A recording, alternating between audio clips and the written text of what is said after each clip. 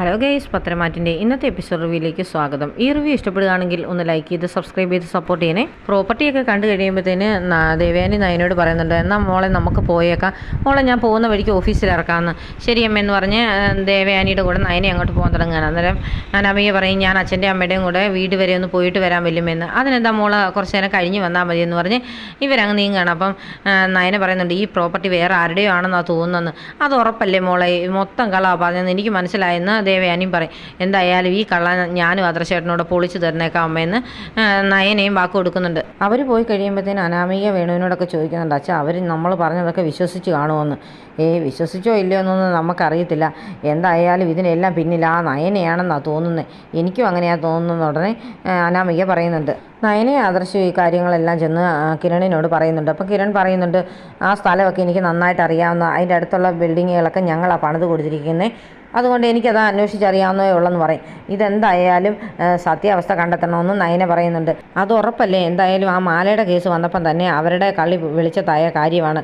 പിന്നെ നന്ദുവിൻ്റെ പുറകെയുള്ള അനിയുടെ നടപ്പാണ് ഇപ്പോൾ സഹിക്കാൻ പറ്റാത്തതെന്ന് നയനയും പറയുന്നുണ്ട്. അത് ശരിയാണ്, അവനെ പറഞ്ഞാലൊന്നും മനസ്സിലാക്കാൻ പറ്റത്തില്ലല്ലോ. അവന് അത്രയ്ക്ക് സ്നേഹമല്ലേ അവളോട്, അവൻ്റെ ജീവിതം ശരിക്കും അങ്ങ് മുങ്ങിപ്പോയെന്ന് പറഞ്ഞാൽ മതി.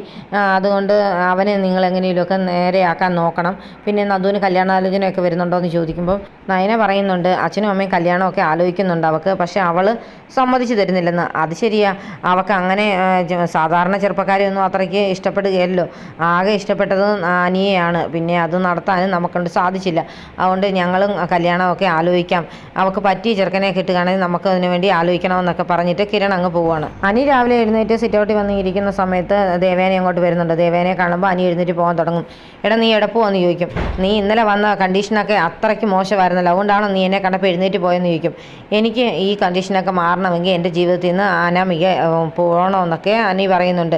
അതൊക്കെ നടക്കുന്ന കാര്യമൊന്നും അല്ലല്ലോ, പിന്നെ നീ എന്തിനാണ് ഇങ്ങനെയൊക്കെ നടക്കുന്നത്, വെള്ളവടിയൊക്കെ നീ എന്നാ തുടങ്ങിയെന്നൊക്കെ ചോദിക്കും. പറയും, എൻ്റെ അനാമികയുടെയും കല്യാണത്തിൻ്റെ തലേദിവസം ഞാനത് ആരംഭിച്ചത്, ഇനിയൊട്ട് ഇത് മാറുമെന്ന് എനിക്ക് തോന്നുന്നില്ല, അവൾ എൻ്റെ തലയിൽ തന്നെ ഇരിക്കുകയല്ലേ എന്നൊക്കെ ചോദിക്കും. എടാ നീ അവളെ സ്നേഹിച്ചാൽ അവൾ നിന്നെ സ്നേഹിച്ച് നിൻ്റെ കൂടെ ജീവിക്കുകയല്ലേ, അതിന് പകരം നീ ഇങ്ങനെ വെള്ളം അടിച്ച് വെള്ളം ഉണ്ടാക്കിയൊക്കെ നടന്നു കഴിഞ്ഞാൽ പിന്നെ എന്ത് ചെയ്യുമെന്നൊക്കെ അനി ഉപദേശിക്കുന്നുണ്ട്.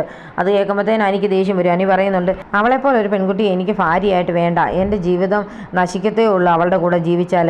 പിന്നെ അവൾക്ക് ഒരു കുടുംബ ജീവിതത്തിലോടൊന്നും താല്പര്യമില്ല, അവൾക്ക് ഉള്ള ചെറുപ്പക്കാരുടെ എല്ലാം കൂടെ പുറത്ത് ഇങ്ങനെ കറങ്ങി നടക്കണം. അതിൻ്റെ കുറേ ഫോട്ടോസൊക്കെ ഞാൻ ഏട്ടത്തിയെയും ആദർശേട്ടനെയും കാണിച്ചതാണ്, അവരൊന്നും മൈൻഡാതിരുന്നുകൊണ്ടല്ലേ ഞാൻ ഇങ്ങനെയൊക്കെ നടക്കുന്നത് എന്ന് പറയും. എന്തായാലും നിൻ്റെ ആഗ്രഹമൊന്നും നടക്കാനൊന്നും പോകുന്നില്ല എന്ന് ദേവയാനി പറയും. എൻ്റെ ആഗ്രഹം നടന്നില്ലെങ്കിലും വേണ്ടില്ല, നന്ദുവിനെ ഇങ്ങോട്ട് വിളിച്ചുകൊണ്ട് വന്നില്ലെങ്കിലും വേണ്ടില്ല, പക്ഷേ അവളെ എൻ്റെ ജീവിതത്തിൽ നിന്ന് എങ്ങനെയും ഒന്ന് ഒഴിവാക്കി തരണമെന്ന് പറഞ്ഞ് അനി അകത്തേക്ക് അങ്ങ് പോവാണ്. അത് കേൾക്കുമ്പോഴത്തേന് ദേവയാനിക്ക് അങ്ങ് സങ്കടം തോന്നുന്നുണ്ട്. പിന്നീട് അനി പോലീസ് സ്റ്റേഷനിൽ നന്ദുവിനെ കാണാനായിട്ട് ചെല്ലുകയാണ്. അപ്പോഴത്തേന് പോലീസുകാർ പറയുന്നുണ്ട്, ദേ വരുന്നുണ്ട് ആ ചെറുപ്പക്കാരനെ, എന്ത് ചെയ്യണം സാറേന്ന്. ഇത് തലവേദനയാകുമെന്നാണ് തോന്നുന്നെന്ന് സെയിം പറയുന്നുണ്ട്.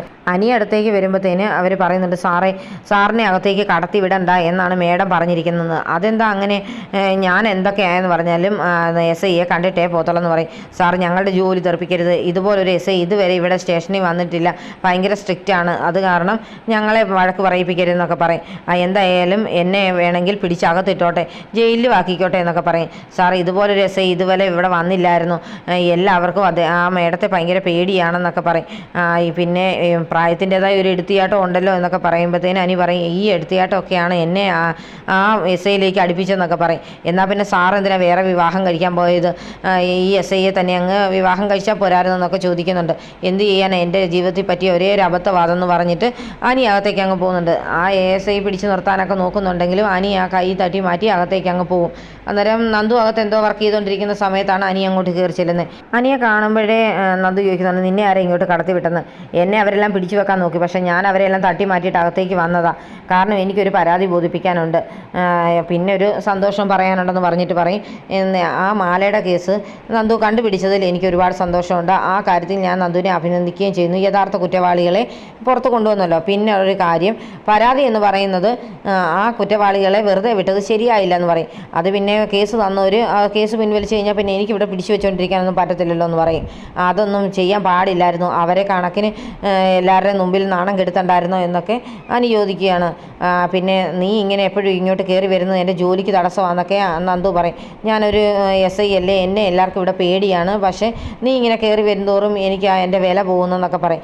നീ എന്തൊക്കെ പറഞ്ഞെന്ന് പറഞ്ഞാലും നിന്നെ കാണാൻ ഞാനിവിടെ വരും, അല്ലെങ്കിൽ നീ ഞാൻ വിളിക്കുമ്പോൾ ഫോൺ എടുക്കണം, പിന്നെ ഇടയ്ക്കൊക്കെ എന്നെ ഒന്ന് കാണാനും ശ്രമിക്കണം. ഇതൊന്നും ചെയ്യാതിരുന്നു കഴിഞ്ഞാൽ പിന്നെ നിന്നെ വിട്ട് എനിക്ക് പോകാൻ പറ്റത്തില്ല, നീ ഇല്ലാതെ എനിക്ക് ജീവിക്കാനും പറ്റത്തില്ല എന്നൊക്കെ പറഞ്ഞിട്ട് നന്ദുവിൻ്റെ അടുത്തുനിന്ന് അനി ഇറങ്ങി അങ്ങ് പോവാണ്. അപ്പോൾ നന്ദു ഓർക്കുന്നുണ്ട്, ഇവൻ എന്നെ എന്തുമാത്രം സ്നേഹിക്കുന്നുണ്ട്, പക്ഷേ ഞങ്ങൾക്ക് ഒന്നിക്കാൻ പറ്റില്ലല്ലോ, കാരണം ഞങ്ങളെ സ്നേഹിക്കുന്നവരെ വേദനിപ്പിച്ചിട്ട് ഞങ്ങൾ എങ്ങനെയാണ് ഒന്നിക്കുന്നതെന്നൊക്കെ പറഞ്ഞ് ഇങ്ങനെ സങ്കടപ്പെട്ടിരിക്കുകയാണ്.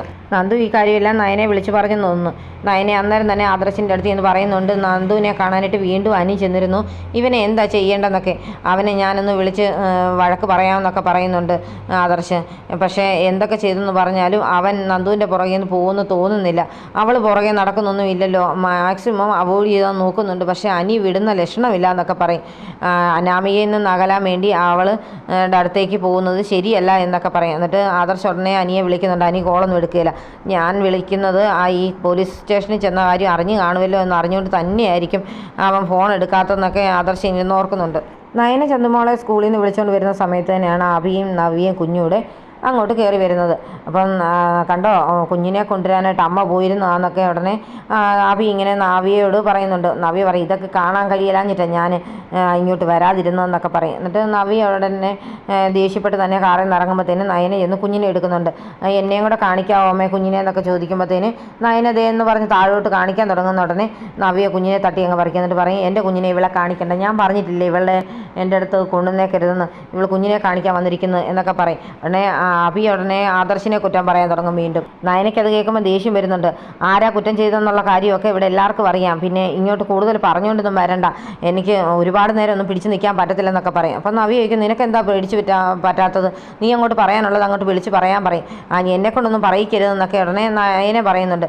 വാ നവിയെ, ഇങ്ങനെ ഇവരുടെയൊക്കെ മുമ്പിൽ ഇരുന്ന് ഇതൊക്കെ പറഞ്ഞുകൊണ്ടിരിക്കാൻ വേറെ പണിയൊന്നുമില്ലല്ലോ എന്നൊക്കെ പറയും. അന്നേരം നവിയെ പോകാൻ നേരത്ത് നയനയോട് പറയുന്നുണ്ട്, നിൻ്റെ ഭർത്താവിനെ വെള്ളം പൂശാനായിട്ട് നീ 2 ദിവസം വീട്ടിൽ പോയി നിന്നെന്നൊക്കെ എനിക്ക് മനസ്സിലായി, അവിടെ ചെന്നപ്പോൾ അമ്മയുടെ അച്ഛൻ്റെ സ്വഭാവത്തിലൊക്കെ നല്ല മാറ്റം ഉണ്ടായിരുന്നൊക്കെ പറയുന്നുണ്ട്. അത് എന്തായാലും ഇനി നമുക്ക് വിരളുമായിട്ട് വലിയ സഹകരണത്തിനൊന്നും പോകണ്ട, ആദർശേട്ടൻ്റെ അത്രയും കുറ്റമൊന്നും ഇവിടെ വീട്ടിൽ ആരും ചെയ്തിട്ടില്ലല്ലോ, അതുകൊണ്ട് നമുക്ക് പോകാം നവി എന്നൊക്കെ പറഞ്ഞ് നയനെ അങ്ങ് നാണം കെടുത്തുന്ന പരുവത്തിൽ സംസാരിച്ചിട്ട് അഭി അകത്തേക്ക് പോവുകയാണ്. നവി ഉടനെ നയനെ വീണ്ടും വഴക്ക് പറയുന്നുണ്ട്, നിനക്ക് ഈ കൊച്ചിനെയും കൊണ്ട് ഇങ്ങനെ നടക്കാൻ നാണമൊന്നും ഇല്ലല്ലോ, വല്ലവരുടെയും കൊച്ചിനെയും കൊണ്ട് നടക്കുന്നു എന്നൊക്കെ പറയും. അത് കേൾക്കുമ്പോഴത്തേന് ചന്തുമൊക്കെ അങ്ങ് സങ്കടം വരുന്നുണ്ട്. അപ്പോൾ ഇവരകത്തേക്ക് പോയി കഴിയുമ്പോഴത്തേന് നയനെ പറയുന്നുണ്ട്, മോൾ ഇതൊന്നും ശ്രദ്ധിക്കണ്ട, ഇവരുടെയൊക്കെ സ്വഭാവം ഇങ്ങനെയൊക്കെ ആകട്ടോ എന്നൊക്കെ പറഞ്ഞ് കുഞ്ഞിനെ ആശ്വസിപ്പിക്കുകയാണ്. പിന്നീട് കാണിക്കുന്ന അനാമികയുടെ വീടാണ്. അവർക്ക് ആകെ ടെൻഷനാണ്. ഇവർ കൊണ്ട് കാണിച്ച പ്രോപ്പർട്ടിയൊക്കെ ദേവയാനി ശരിക്കും വിശ്വസിച്ച് കാണുമോ ഇവരുടേത് ആണെന്നൊക്കെ ഓർക്കുന്നുണ്ട് ഇവർ. അപ്പോൾ ഇവർ പറയും, എന്തായാലും ഇത് കൂടുതൽ കാലം ഇങ്ങനെ കള്ളങ്ങൾ പറഞ്ഞൊന്നും നിൽക്കാൻ പറ്റത്തില്ല, അതുകൊണ്ട് എൻ്റെ മോൾ എത്രയും പെട്ടെന്ന് അവിടെ എന്തെങ്കിലും ഒരു പ്രശ്നം ഉണ്ടാക്കി അവിടെ നിന്ന് മേടിച്ചെടുക്കാവുന്നതെല്ലാം മേടിച്ചെടുത്തുകൊണ്ട് ഇറങ്ങാൻ നോക്കാമെന്നൊക്കെ വേണുവും പറയുന്നു കൊടുക്കുന്നുണ്ട്. അത് കേൾക്കുമ്പോഴത്തേന് അനാമിക പറയും, ശരി ഞാനും അത് തന്നെയാണ് ആലോചിച്ചുകൊണ്ടിരിക്കുന്നത് എന്നൊക്കെ പറഞ്ഞിങ്ങനെ ഇരിക്കുന്നതും കാണിച്ചുകൊണ്ടാണ് ഇന്നത്തെ എപ്പിസോഡ് അവസാനിക്കുന്നത്.